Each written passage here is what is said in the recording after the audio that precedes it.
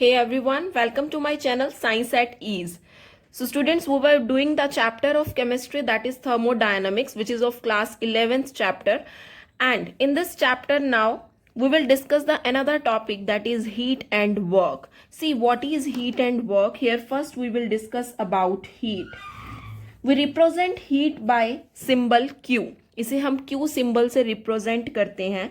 And normally क्या होता है, एनर्जी का ट्रांसफर होता है किसी भी सिस्टम और सराउंडिंग के अंदर in the form of heat. There is a transference of energy takes place as heat की फॉर्म में if the system and surrounding are at different temperature.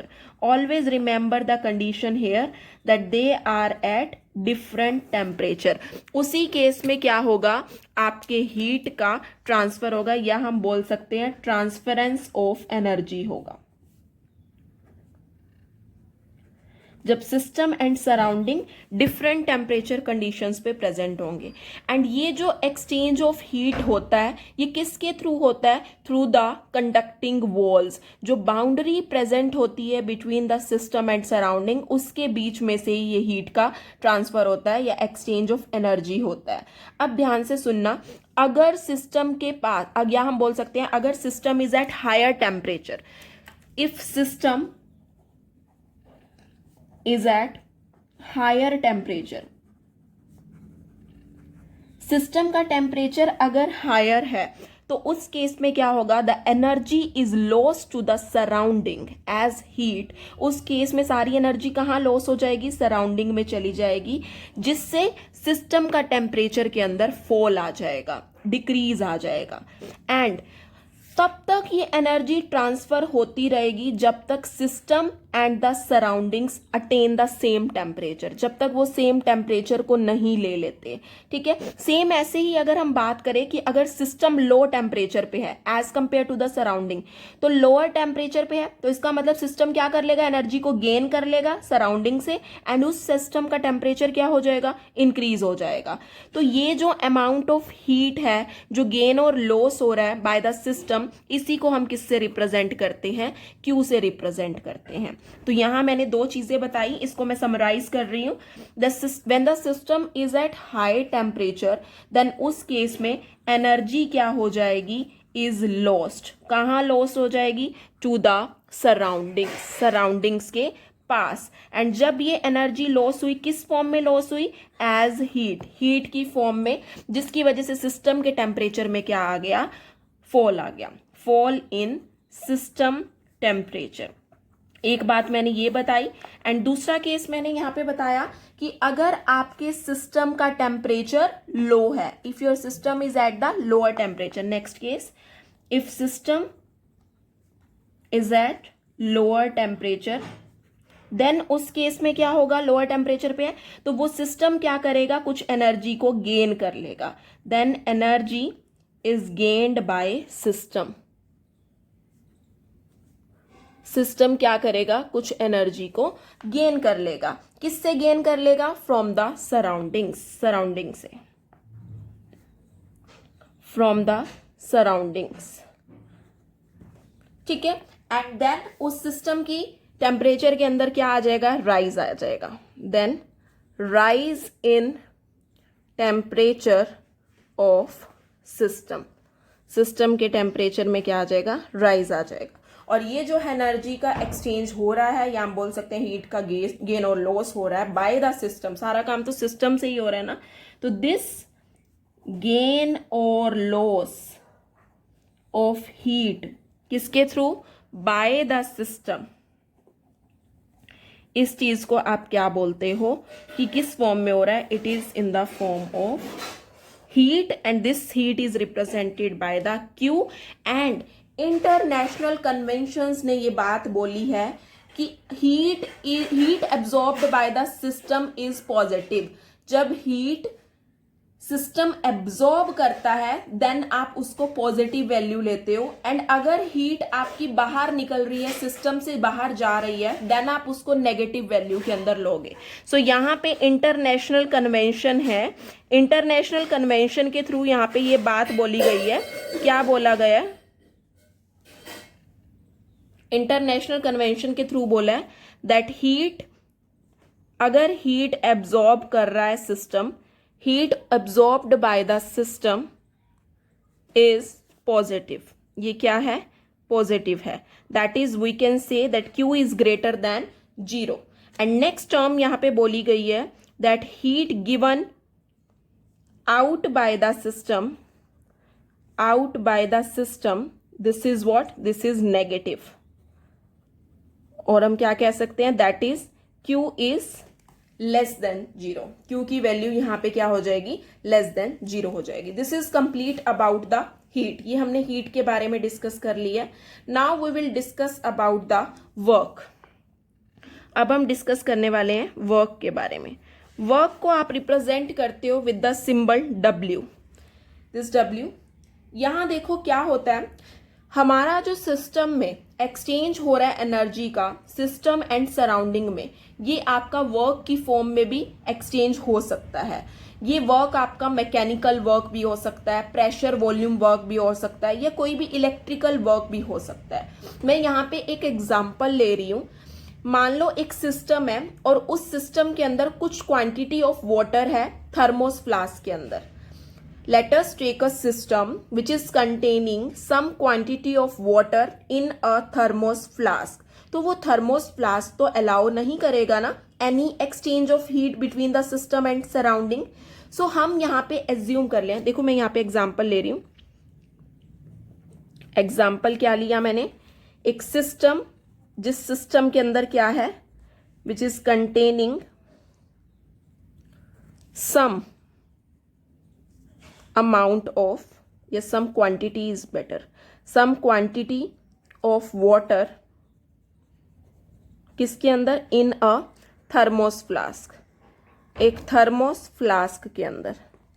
ठीक है, और ये क्या करेगा? थर्मोस फ्लास्क हीट को और जितना भी एनर्जी वगैरह है उस सबको एक्सचेंज, मतलब मैटर एंड एनर्जी दोनों को एक्सचेंज होने नहीं देगा। या हम बोल सकते हैं यहाँ पे there is no exchange of heat.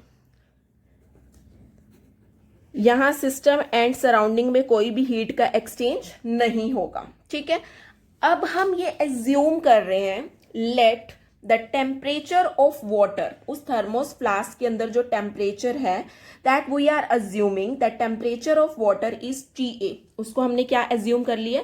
TA assume कर लिया। हियर आई एम टेकिंग,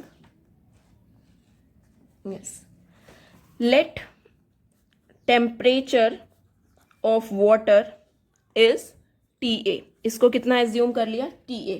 अब हम उसके अंदर सेट ऑफ स्मॉल पेडल्स वहां पे इंसर्ट कर रहे हैं, मतलब हम उस थर्मोस फ्लास्क के अंदर अ set of small pedals in water, pedals को डाल रहे हैं बीच में। पेडल्स क्या होते हैं? बेसिकली वो चीजें होती हैं जो रोटेट करती हैं, आपकी रोटेशन में काम आती हैं।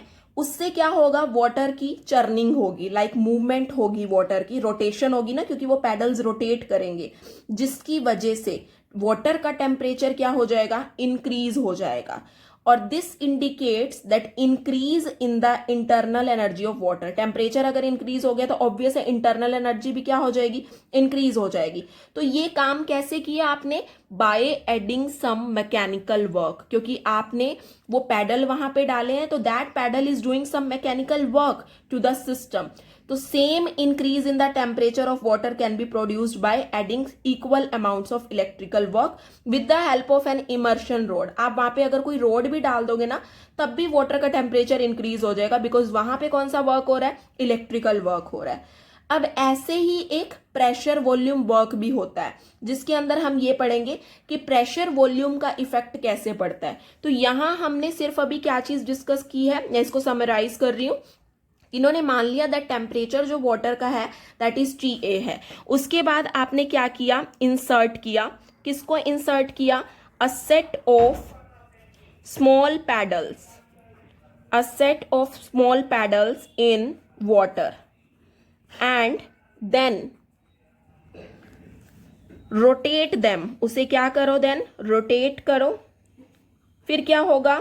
उससे वो क्या कर रहा है? Churning of water. This is doing churning of water. For some times, कुछ टाइम के लिए, जिस वजह से क्या हो जाएगा, सिस्टम का टेम्परेचर, या हम बोल सकते हैं वाटर का टेम्परेचर जो है वो इंक्रीज हो जाएगा. Results in the increase in the temperature of water, in the temperature of water.